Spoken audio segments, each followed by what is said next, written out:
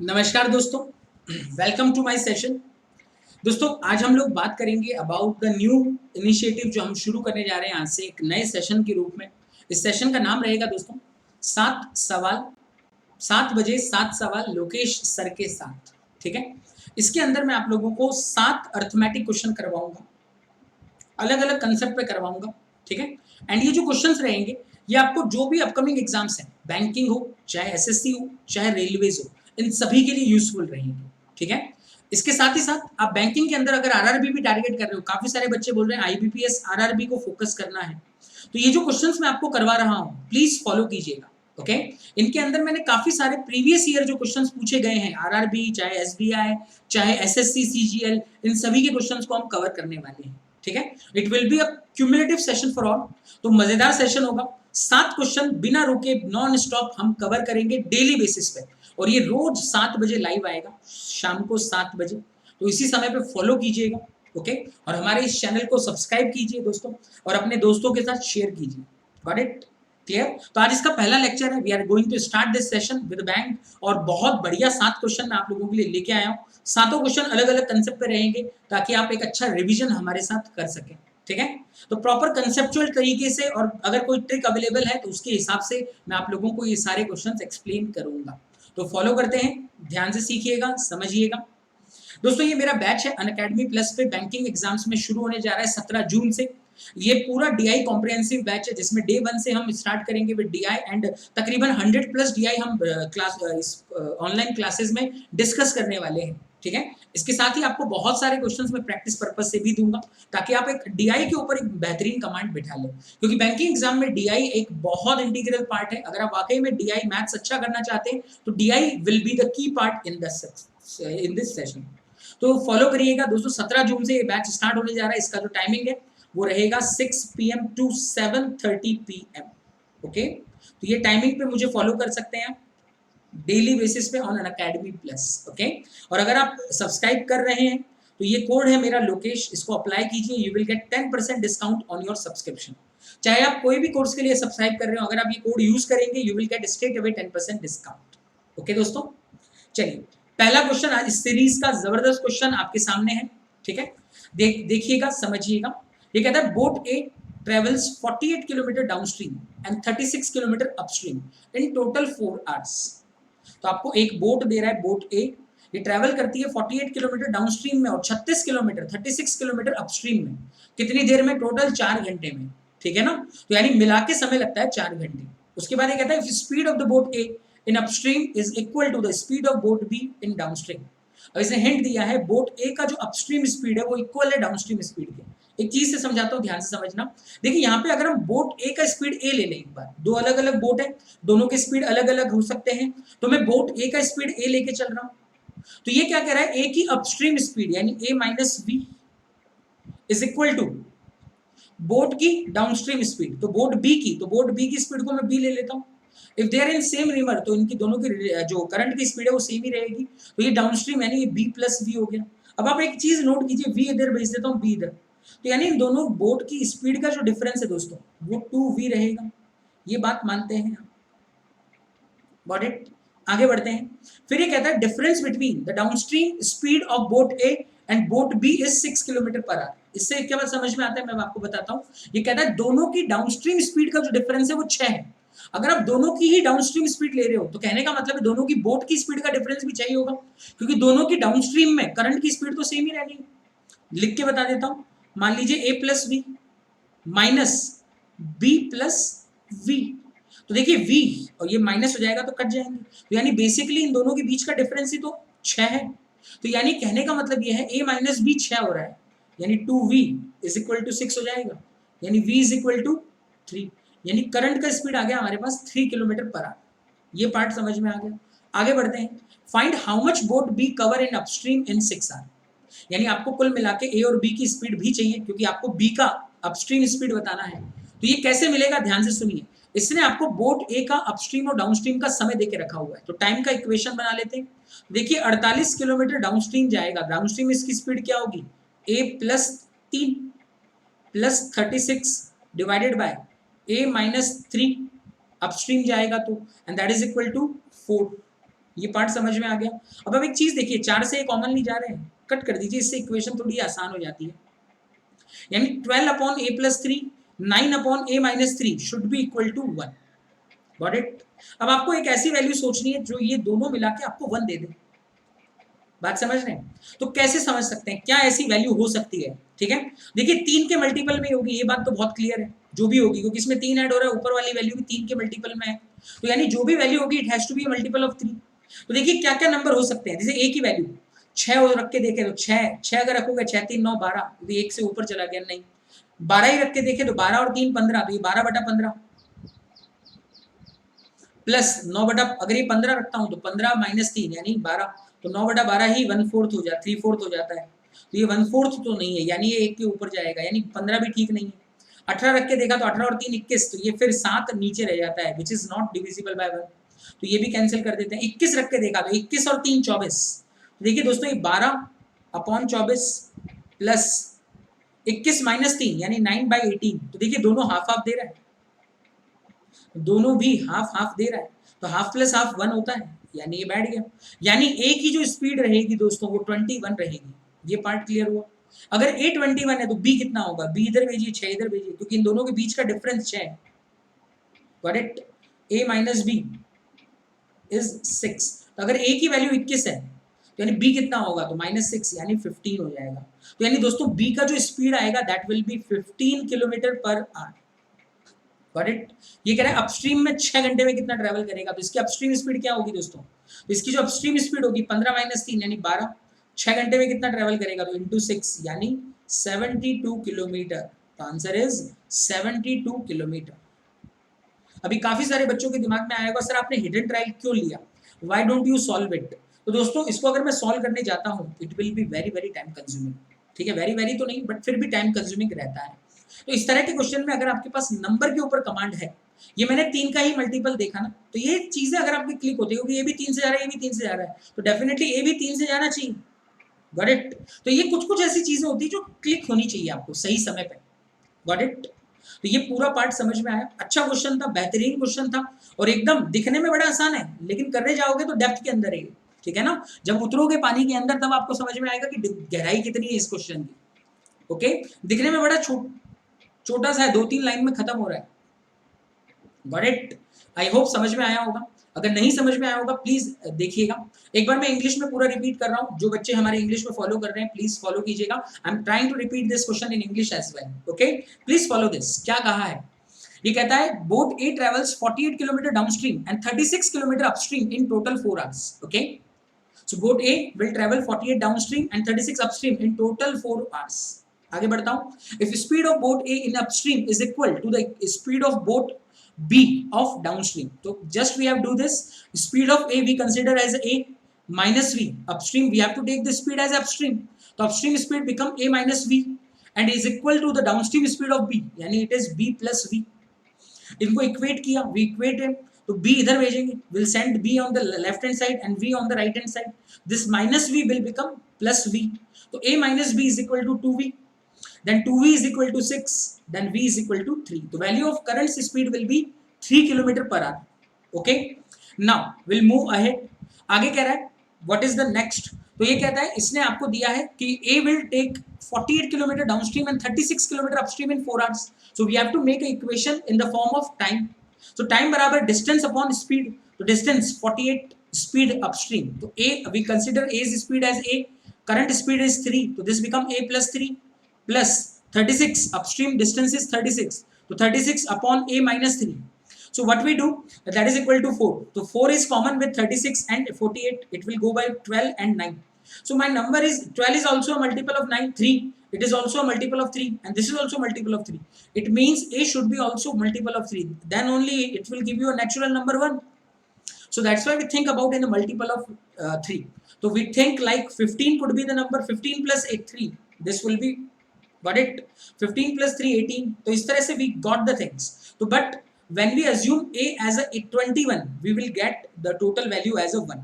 If we put is a as a 21, 21 plus 3 is 24. 21 minus 3 is 18. So it become 9 by 18, it become 12 by 24. It is half and it is also half. Then half and half is 1. Got it? It means speed of A is 21. The speed of A is 21, then speed of B will be, because their difference is 6, then B will be 15 kilometre per hour. Okay some कुछ लोगों के मन में ये भी doubt आ सकता है कि सर ए और बी में डिफरेंस 6 का है, आपको कैसे पता कि ए ही ज्यादा था कि बी ही ज्यादा था? तो वो क्लैरिटी यहाँ पे मिली थी हमें. That clarity was there. A minus B equal to 2v. तो अगर ए कम होता तो ये नेगेटिव वैल्यू में देता. करंट की स्पीड नेगेटिव कभी हो नहीं सकती. That's why A is always greater than be in this question. Got it? Clear? तो ये बात एकदम क्लियर रख लीजिएगा. तो बी का जो स्पीड निकल के आया 15 किलोमीटर पर आवर आ गया. तो upstream speed of the B will be 15 minus 3 यानी 12. तो in how much hour it will travel? 6 hour. So 12 into 6 will become 72 kilometer. Got it? Clear? So the right answer is 72 kilometer. Next, second question. Follow this. ये कह रहा है a person invested 12,000 in the scheme of X at R% simple interest. तो एक person 12,000 रुपए 12,000 rupees is investing at R% simple interest. For how many year? 2.5 years. Okay, 2.5 साल. 2.5 year के लिए he is applying for simple interest. Now he received X amount X. तो उसको कुछ amount मिलता है. Amount means principal plus interest. Okay, amount means principal plus interest. आगे बढ़ते हैं. Now he invested the same amount in scheme Y at 14% rate of interest compounded annually. And after 2 years he received interest from Y is 4494. Okay तो देखिए simple सा logic है. 14% का rate of interest 2 साल के लिए कितना होगा? हम हमेशा इस पे बात करते हैं सीआई पे. तो जो लोग पहली बार लेक्चर सुन रहे हैं प्लीज फॉलो कीजिएगा. सीआई अगर 2 साल का रहता है तो इसका जो इफेक्टिव इंटरेस्ट होता है हम इस प्रोसेस से निकालते हैं x plus y plus x y upon 100. और ये प्रोसेस को बार बार लगा सकते हो आप 2 साल के लिए अगर दिया है तो. ठीक है, जैसे यहाँ पे 1 साल का इंटरेस्ट 14%, दूसरे साल भी 14%, 14 का स्क्वायर 196 अपॉन 100 यानी 1.96. तो ये जो वैल्यू देता है इफेक्टिव इंटरेस्ट आता है ये आता है 29.96. Got it? क्लियर? तो देखिए कहने का मतलब ये हो गया 29.96 इज इक्वल टू 4494. अगर आप इनको सॉल्व करेंगे तो 29.96% इज इक्वल टू 4494. सो 100% कितना होगा? तो आपको वो अमाउंट मिल जाएगा जो कंपाउंड स्कीम एक्स से आपको रिसीव हुआ था आफ्टर 2.5 ईयर. तो पहले इसको कैलकुलेट करते हैं. देखिए होता क्या, अगर आप देखेंगे तो ये नंबर 14 से जा रहा है. और वैसे एक और चीज समझा देता हूँ. देखिए 29.96 it's very near to 30. It's very near to 30 and it is also very near to 4500. तो बेसिकली ये इससे 15 टाइम्स चला जाएगा.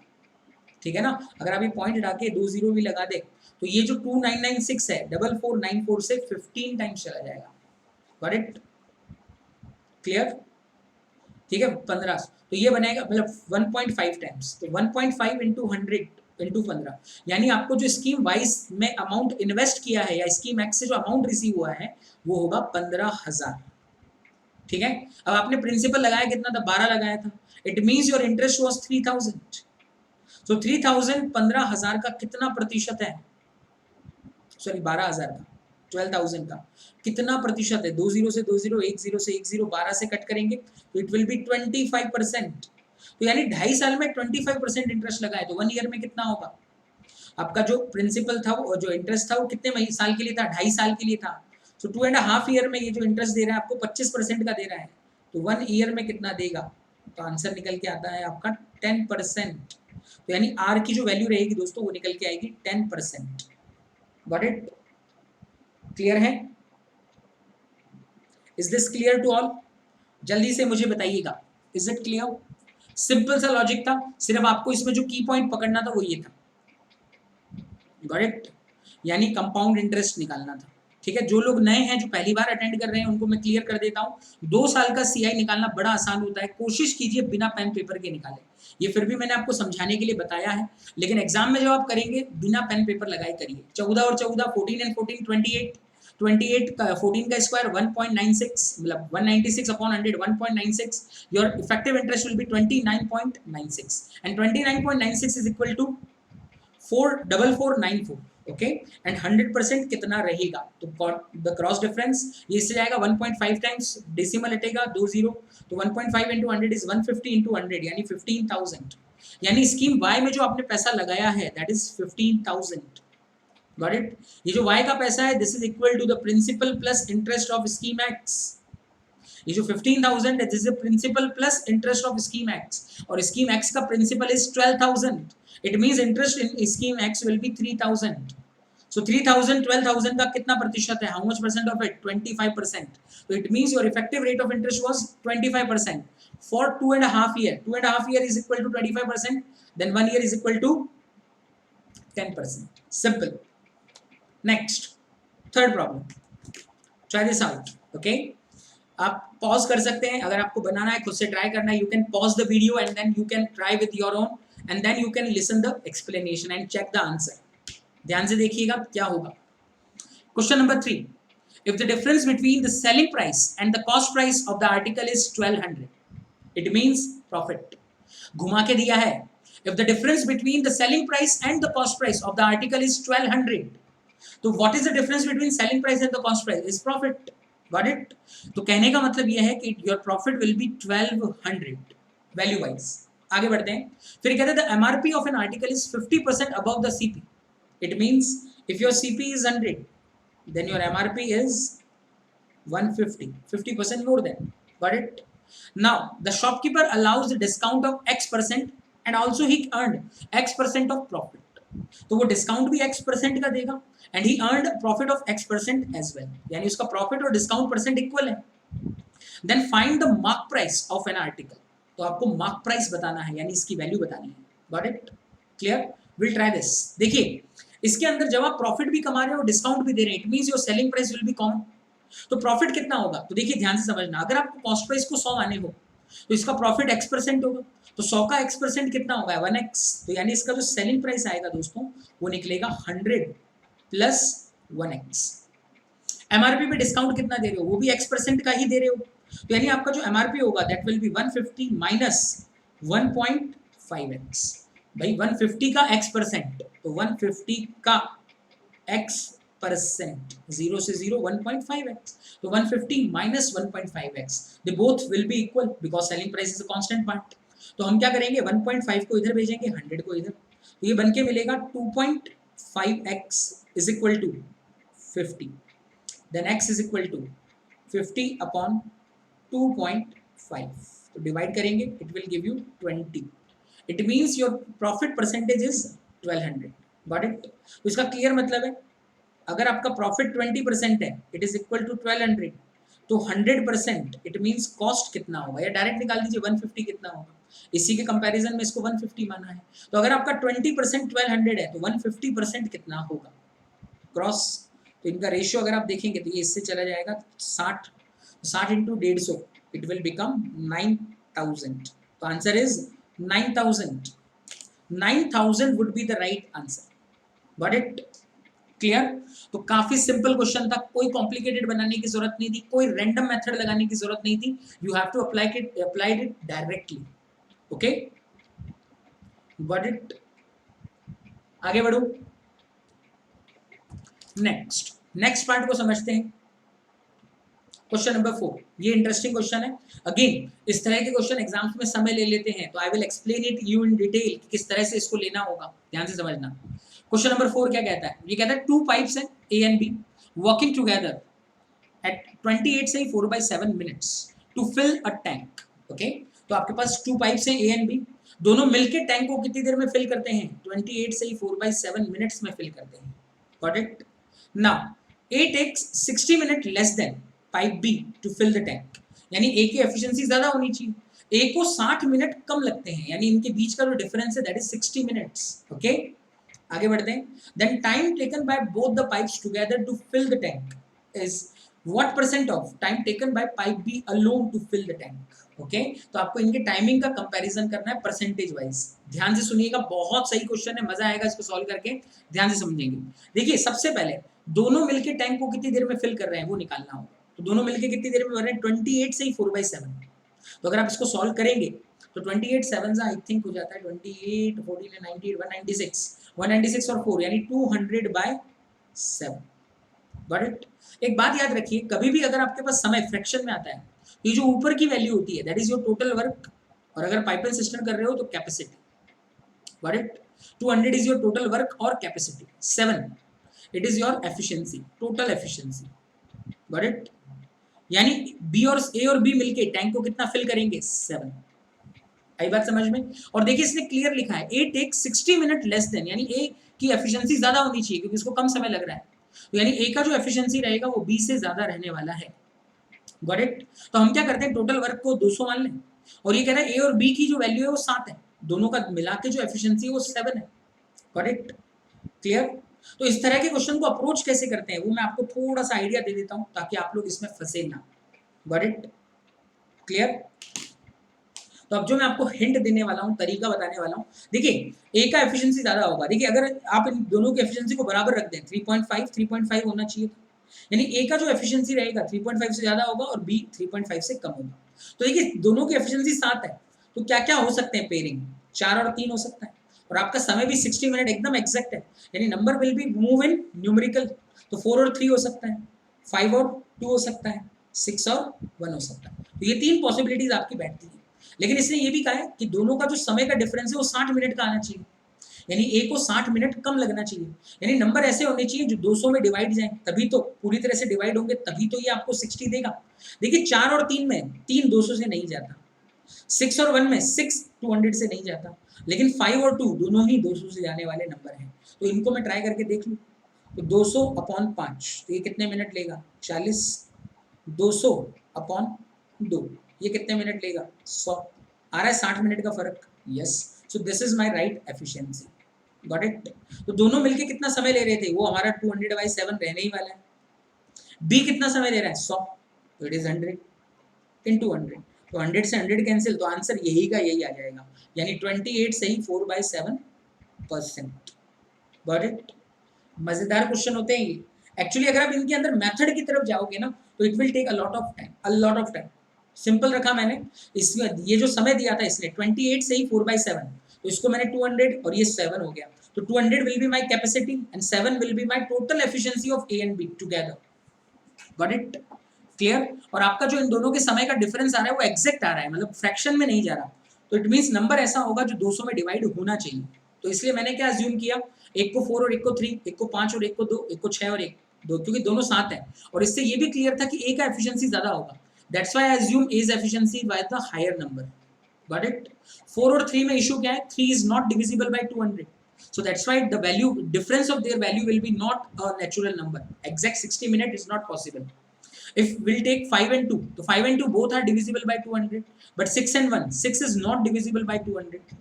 तो बहुत ज़्यादा क्लियर है कि ये दोनों हो सकते हैं, तो ट्राई करके देखा, तो 200/5 40 minutes, 200/2 100 minutes, so difference between them is 60 minutes ना। यस, हमें वही चाहिए था 60 मिनट्स, तो yes this is the right efficiency and timing. Got it. तो बी को कितना समय लग रहा है? 100 मिनट। ए और बी को मिला के कितना समय लग रहा था? 28 से ही 4/7, तो ये वही कंपेयर करने को बोल रहे हैं, तो ए और बी का मिला के लगने वाला समय बी के समय का कितना प्रतिशत है? तो 28 से ही 4/7 ही है, क्योंकि बी का वैल्यू 100 ही आ रहा है, दैट इज 100 ओनली, तो बस परसेंटेज वही रहेगा, answer is B. Got it. Clear है दोस्तों? आगे बढ़ता हूँ, अगला क्वेश्चन। दोस्तों ये same approach last year RBI clerical mains में पूछा गया था, सेम कंसेप्ट। ओके, तो फॉलो करना, तो आराम से इसको समझेंगे, इजी क्वेश्चन है, ध्यान से समझना है। ये कहता है देयर आर 3 नंबर्स 2 3 एंड 4, वो कहता है difference between the sum of the reciprocal of first and third number and reciprocal of second number is 5/4। तो उसने ब्रैकेट में हिंट दिया है, पहले नंबर का 1/1, दूसरे नंबर का 1/2 और तीसरे नंबर का 1/3, ऐसे। तो आपको फर्स्ट और थर्ड इनको ऐड करने का है।